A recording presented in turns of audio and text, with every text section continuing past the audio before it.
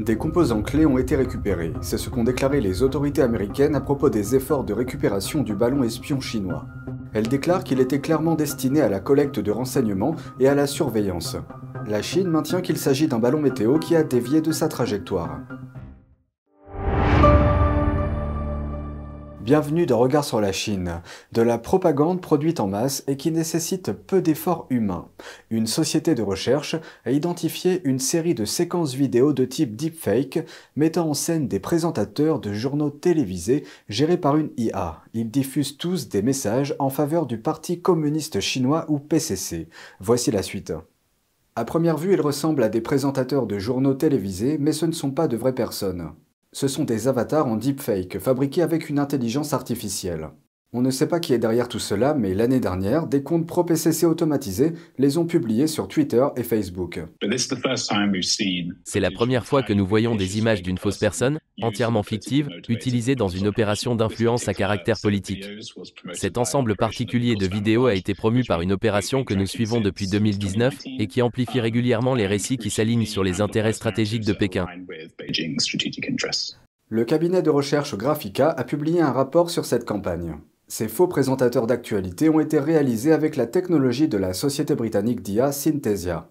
Cette technologie se répand rapidement dans le monde entier. Les médias d'État chinois ont même créé une équipe entière de présentateurs de journaux télévisés équipés d'une IA. La prolifération des vidéos en deepfake rend la lutte contre les fausses informations très compliquée. Une mise à jour sur le ballon espion chinois. L'armée américaine a récupéré des éléments électroniques clés du ballon espion abattu il y a une semaine.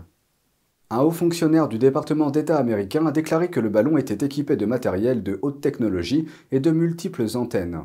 Selon lui, l'appareil était manifestement destiné à la collecte de renseignements et probablement capable de collecter et de géolocaliser des communications.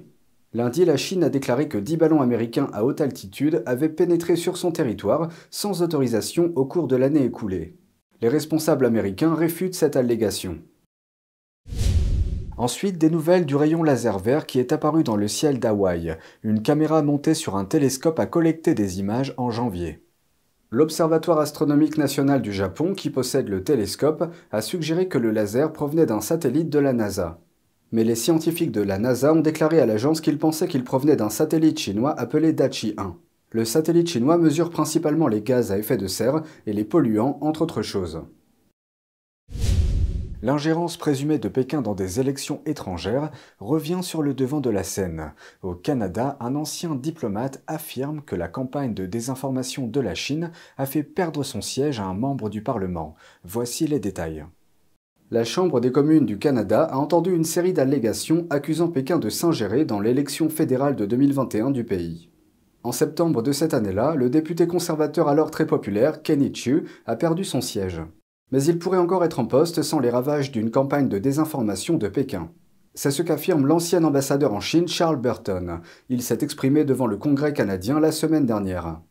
Je pense que ce qui s'est passé dans le cas de M. Chu, c'est que le jour même où un sondage a montré que les conservateurs pourraient former un gouvernement minoritaire, une campagne de désinformation de masse a été lancée sur de nombreux sites web en chinois, à l'intention du peuple au Canada. Qu'est-ce qui a fait de Chu une épine dans le pied du Parti communiste chinois ou PCC? Dans un projet de loi présenté en avril, le politicien a demandé l'enregistrement des personnes qui font du lobbying pour des gouvernements étrangers. Il a également voté pour déclarer le traitement des Ouïghours par la Chine comme un génocide. Les médias contrôlés par le PCC se sont empressés de dénoncer Chu comme un soi-disant activiste anti-chinois, et ont réussi à attiser la colère de nombreux Chinois partisans du PCC à l'étranger. Charles Burton a fait valoir que le Canada ne devait pas reculer. Mon jugement subjectif est que l'impact a été énorme. Plus nous restons passifs et inefficaces, plus ils seront encouragés à croire qu'ils peuvent en faire davantage et s'en tirer à bon compte. Aucun diplomate chinois n'a été déclaré persona non grata. Et aucun agent du régime chinois n'a été traduit devant un tribunal canadien pour répondre d'activités criminelles présumées. Et cela invite le régime chinois à en faire plus lors des prochaines élections. Persona non grata signifie que la personne n'est pas la bienvenue. Global News cite un mémo de 2017 adressé au Premier ministre Justin Trudeau. Il présente les preuves de l'infiltration du régime chinois en citant tous les niveaux de gouvernement.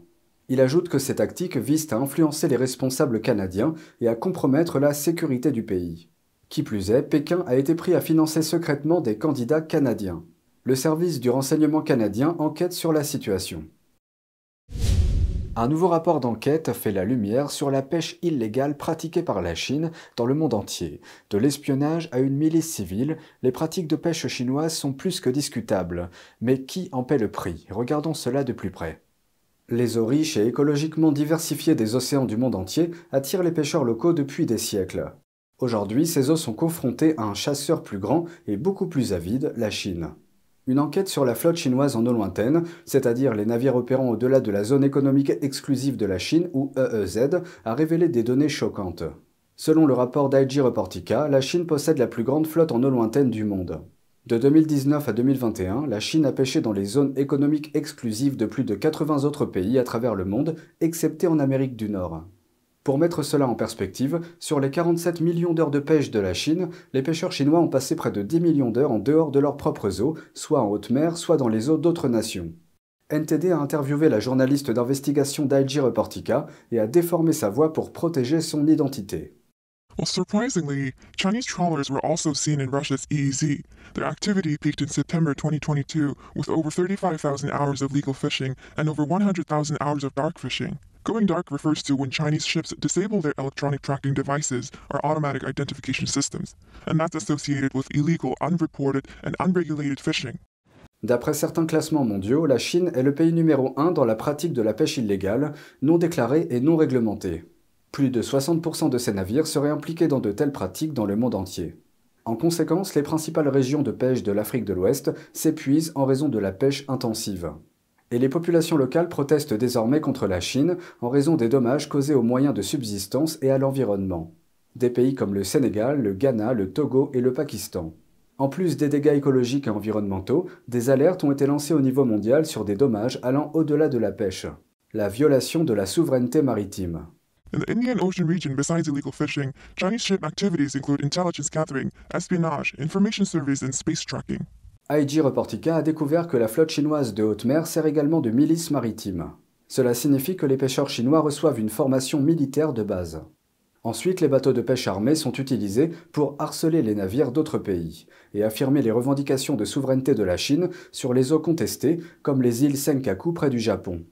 Près de certains pays d'Afrique de l'Est, l'armée chinoise escorte également des bateaux de pêche chinois autour d'un point de passage de la Corne de l'Afrique. Elle le fait au nom de la réduction des activités de piraterie depuis sa base militaire de Djibouti.